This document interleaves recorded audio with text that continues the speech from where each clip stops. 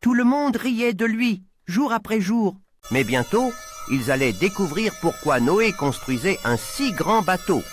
À l'époque de Noé, le monde était devenu très mauvais. Les gens se battaient, volaient, se moquaient de Dieu et faisaient le mal sans arrêt.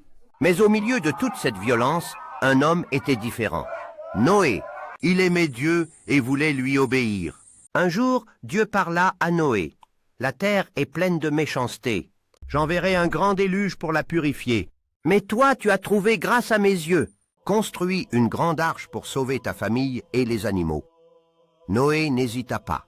Même si ce qu'il entendait paraissait incroyable, il savait que Dieu disait toujours la vérité. Alors il se mit au travail. Chaque matin, le bruit du marteau et de la scie résonnait. Noé coupait du bois, assemblait de grandes planches, enduisait l'arche de goudron pour qu'elle flotte. L'arche était immense, avec 3 étages et des pièces pour tous les animaux.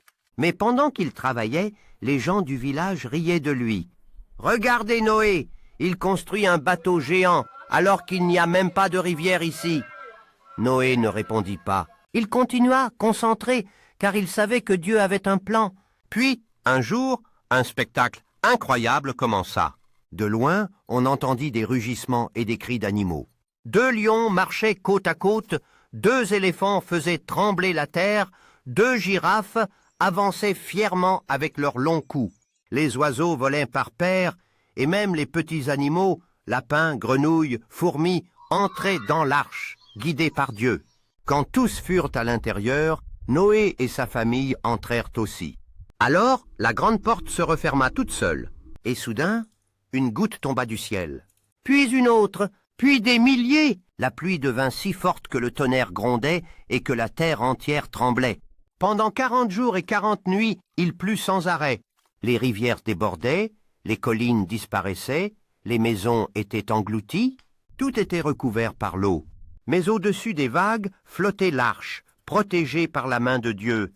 Finalement, après de longues semaines, la pluie s'arrêta. L'eau commença à descendre peu à peu. L'arche se posa doucement sur une montagne appelée Ararat. Noé ouvrit une fenêtre et laissa partir une colombe. La première fois, elle revint aussitôt. La deuxième fois, elle rapporta une branche d'olivier toute verte. Alors Noé sut.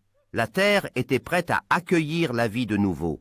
Quand ils sortirent de l'arche, Noé construisit un autel et offrit un sacrifice pour remercier Dieu. Et Dieu fit une promesse.